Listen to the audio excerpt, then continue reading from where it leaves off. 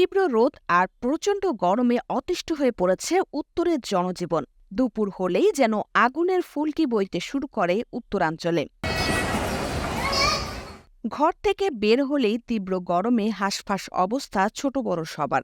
জরুরি প্রয়োজন ছাড়া ঘর থেকে বের হচ্ছে না কেউ। তবে তীব্র গরমে বেশি দুর্ভোগে পড়েছে রিকশা ও ভ্যান চালক সহ নিম্ন আয়ের মানুষ।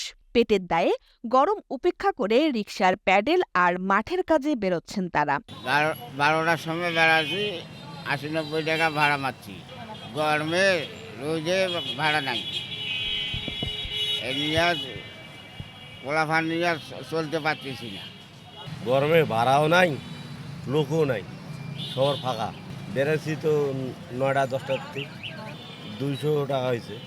গরমের আগে ভালো ভাড়া হইতো, 9টার সময় বেড়ালে 500 টাকা এতক্ষণ হইতো।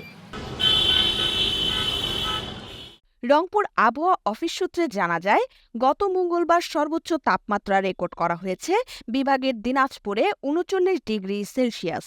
বাতাসের আর্দ্রতা না থাকায় তীব্র গরম অনুভূত হচ্ছে। মৌসুমি বায়ু প্রবাহিত না হওয়া পর্যন্ত এই অবস্থা চলতে থাকবে। এদিকে গরম থেকে স্বস্তি পেতে সাধারণ মানুষেরা পান করছেন আখের রস, ডাব, কোমল পানীয়।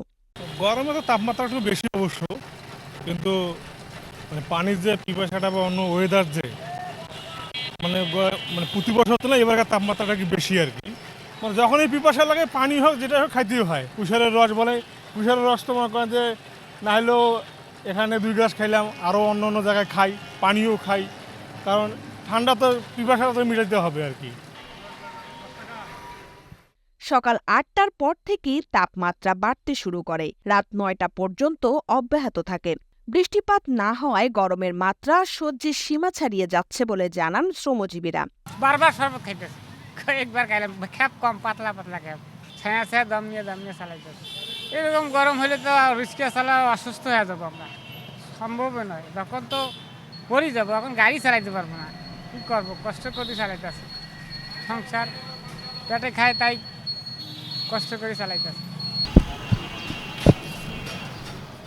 এদিকে তীব্র গরমে বেড়ে গেছে বিভিন্ন আখের রস, ডাব, কোমল পানীয় চাহিদা। এক আখের রস ব্যবসায়ী বলেন, এই গরমে আমার সেল অনেক বেড়ে গেছে। কেউ এখানে খেয়ে আবার এই রস বাড়ির জন্য নিয়ে যাচ্ছে। এই গরমের মধ্যে তাপমাত্রা বেশির কারণে আমার একটু সেল বেড়ে গেছে।